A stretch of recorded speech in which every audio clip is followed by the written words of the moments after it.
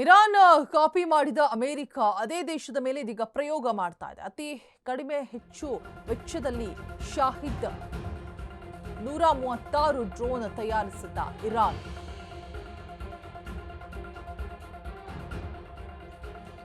Copy ಮಾಡಿದಂತಹ America ಇರಾನ್ನ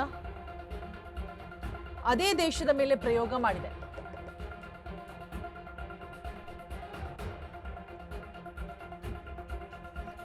ಅತಿ ಕಡಿಮೆ ವೆಚ್ಚದಲ್ಲಿ ಶಾಹಿದ್ 136 ಡ್ರೋನ್ ತಯಾರಿಸಿದಂತಹ ಇರಾನ್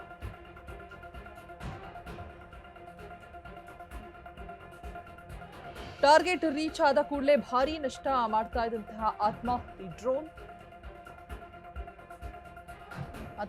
ಡ್ರೋನ್ ತಡಿಬೇಕು ಅಂದ್ರೆ ದುಬಾರಿ ಮಿಸೈಲ್ ಬೇಕು. ಅದೇ ಕ್ಷಿಪಣಿಗಳನ್ನ ರಿವರ್ಸ್ ಎಂಜಿನಿಯರಿಂಗ್ ಮಾಡಿದಂತಹ ಅಮೆರಿಕ ಅತಿ ಕಡಿಮೆ ದರದಲ್ಲಿ ಲೂಕಸ್ ಹೆಸರಲ್ಲಿ ಶಾಹಿದ್ 136 ಮಾದರಿಯ ಡ್ರೋನ್ ತಯಾರಿ ಮಾಡಲಾಗಿದೆ.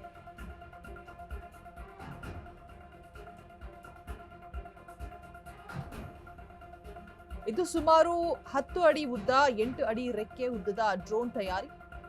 ಇದೇ ಡ್ರೋನ್ಗಳನ್ನೇ ಆಪರೇಷನ್ ಎಪಿಕ್ ಫ್ಯೂರಿಯಲ್ಲಿ ಬಳಸಿದಂತಹ ಅಮೆರಿಕ ಹೊಸ ವ್ಯೂಹದ ಭಾಗವಾಗಿಯೇ ಇರಾನ್ ಮೇಲೆ ಅಮೆರಿಕ ಪ್ರಯೋಗ ಮಾಡಿದೆ.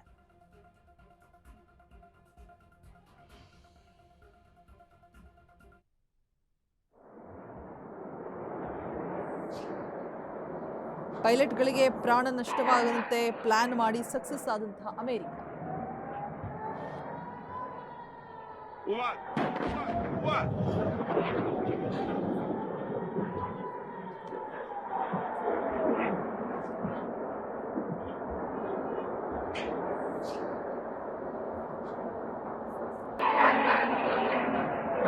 از اینجا میاد اینجا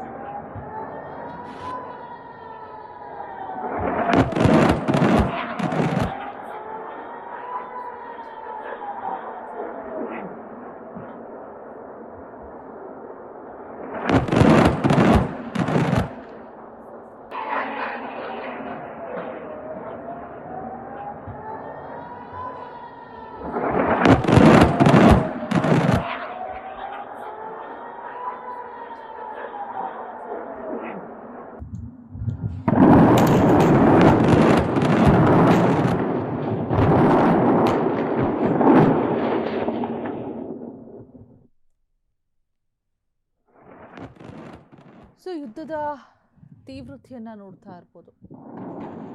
ಯಾವ ರೀತಿಯಾಗಿದೆ ಅಂತ ಹೇಳಿ ಭಾರತ ಈಶಾ ಅಮೆರಿಕದ ಮಿತ್ರ ರಾಷ್ಟ್ರಗಳು ಎಲ್ಲವಕ್ಕೂ ಕೂಡ ತಟ್ತಾ ಇರುವಂಥದ್ದು ಯುದ್ಧದ ಎಫೆಕ್ಟ್. ಇದೀಗ ಇರಾನ್ನ ಕಾಪಿ ಮಾಡ್ತಾ ಅಮೆರಿಕ ಹಾಗಿದ್ರೆ ಅದೇ ದೇಶದ ಮೇಲೆ ಇದೀಗ ಪ್ರಯೋಗವನ್ನ ಮಾಡ್ತಾ ಇರುವಂಥದ್ದು. ಅತಿ ಕಡಿಮೆ ವೆಚ್ಚದಲ್ಲಿ ಡ್ರೋನನ್ನು ತಯಾರಿ ಮಾಡಿ ಟಾರ್ಗೆಟ್ ರೀಚ್ ಆದ ಕೂಡಲೇ ಭಾರೀ ನಷ್ಟ ಮಾಡ್ತಾ ಇದ್ದಂತಹ ಆತ್ಮಾಹುತಿ ಡ್ರೋನ್ ಅದು. ಅತಿ ಕಡಿಮೆ ವೆಚ್ಚದಲ್ಲಿ ತಯಾರಿ ಮಾಡಬಹುದು.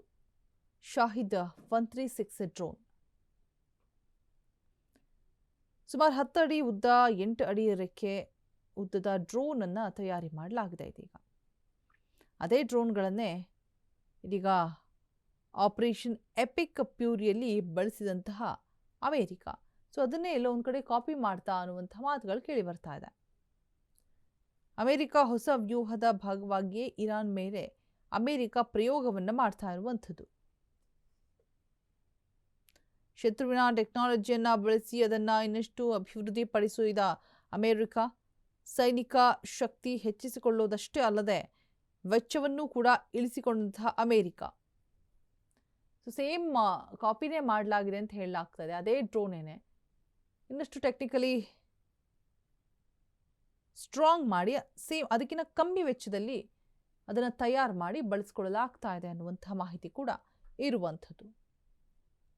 ಸಾಮಾನ್ಯವಾಗಿ ಒಂದು ಡ್ರೋನ್ ತಯಾರಿಕೆ ಮಾಡೋದಕ್ಕೆ ಕನಿಷ್ಠ 6 ವರ್ಷನಾದರೂ ಬೇಕು. ಆದರೆ ಇಲ್ಲಿ ಸುಸೈಡ್ ಡ್ರೋನ್ ಅನ್ನು ಬರೀ 18 ತಿಂಗಳಲ್ಲಿ ತಯಾರು ಮಾಡಲಾಗಿದೆ.